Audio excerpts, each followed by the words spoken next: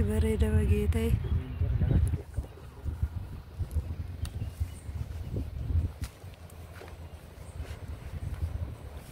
Kinoo akkanatti bareedaa iddoo Daawwadhu akkaatti kana faaya uuma agartee. ani yoomiin as tafi siin jedhe giroosarii wayii nageessin jedha. Singe chawri sonde. Cumaan giroosariin kana naan jedhe. Kana caalee jiraate. Iddoo giroosarii kana na fidee kinoo kana namni wallaaltan kaan jirtan jedheeni yaada.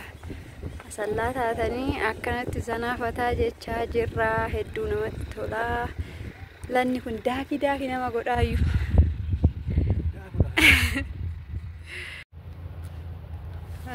Jira jirtu wayyaa keessanii nagaadhayi.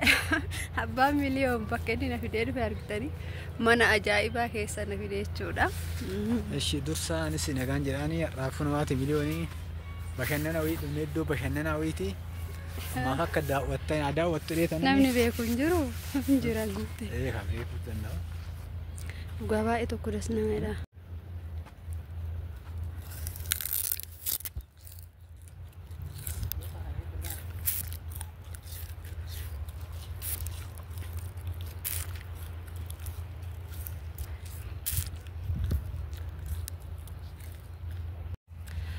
Egaa kunoo haala kanaanii kana hunda zoorree dhufne jechuudha. Akkuma argitanii kana hunda keessa zoorree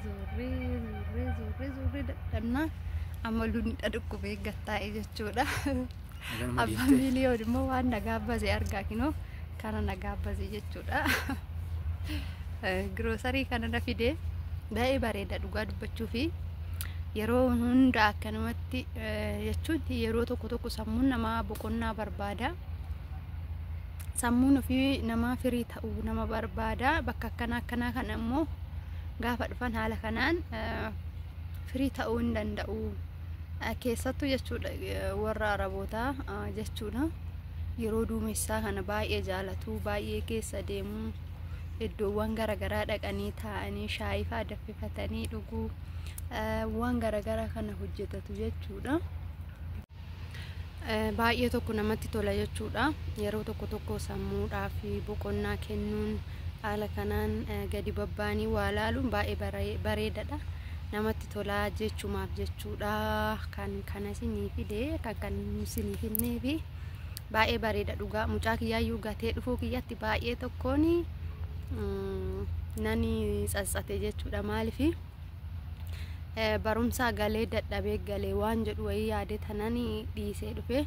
Garuu dhiyoodha inni yeroo hundaa asumaan barumsa deema keessan deemu malee daarisii argaatuma deema. Baay'ee tokko namatti tola.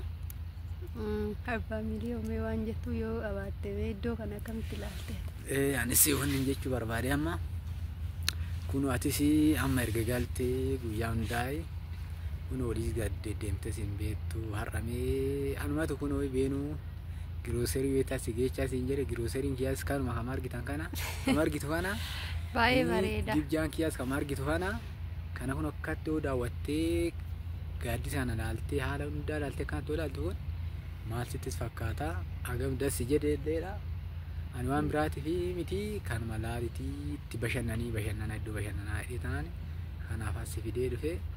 Guyyaa tokko sin dachaanaa miliyoon dee fidannee akkuma amma dhufne kana karooraan dachaanaa ammaaf fiidni kana fakkaata.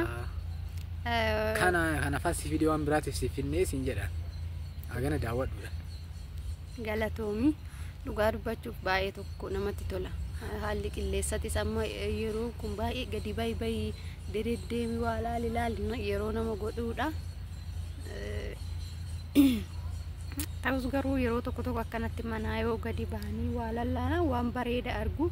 Torban taal tokko laa torban taal. Ani keessa jechuudha keessa isaa har'uma seenee argee ergan galee garuu dhiyoodha wajjumaan asumaan inni darbaa yeroo gabaa mina bakka barbaanne yoo deemne asumaan darbina.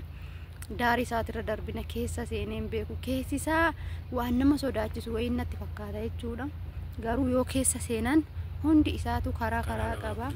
Namoonni beektan jedhee yaada warroonni asallaa keessa karaa aarduu jiraatan hin beektu. As jechuudha.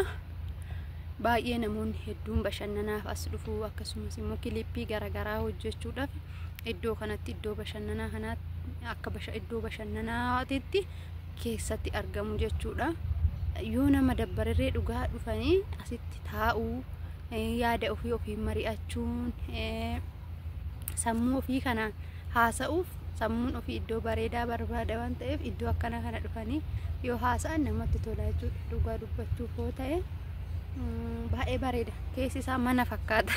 Mana yookaan dallaa argitanii akka dallaati jechuudha. Keessi isaa garuu baay'ee ulfaa yoo ilaallan nama sodaachisa. Karaan qabu fakkaata. Garuu gaafa keessa seenanii ilaalan baay'ee namatti tola. Anis baay'eetti gammadeen jira dhugaa dubbachuuf yoo ta'e waa baay'eetu ija afoo dhufa jechuudha. Yeroo tokko jechuudha.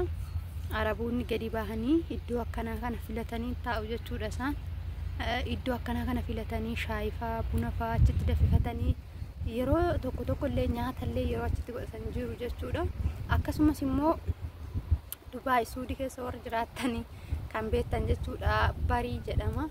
Daaraa jechuudha. Daaraa tuulamaa tokko jechuudha. Namni hin beekne hin jiru kan bariidha. Barii san keessatti jechuudha. Isaan achi keessattuyyuu waggaadhaan yeroo 3 yeroo 4 deemanii achi keessattuu nyaata nyaatu, achi keessattuu nyaata hojjetanii waa hedduu dalaganii akka iddoo bashannanaatti fudhatanii ilaalu iddoo daaraa saniyyuu. Keenya garuu namni keessa deemee ilaalus baay'inaan hin jiru.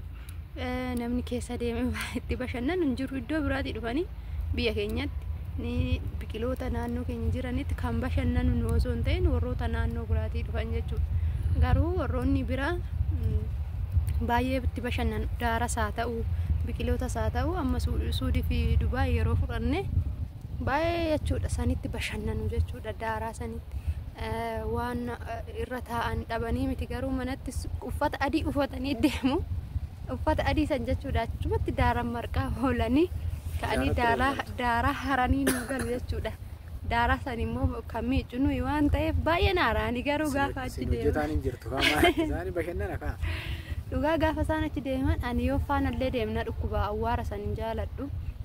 Iddoo akkanaa bareedaa kana immoo namoonni hedduu fuudhanii nuun hin deeman baay'inaan jechuudha. Bakka bareedaa sarratanyaadhaaf hin malu akka isaaniitti jechuudha. Nu fuudhanii hin deeman.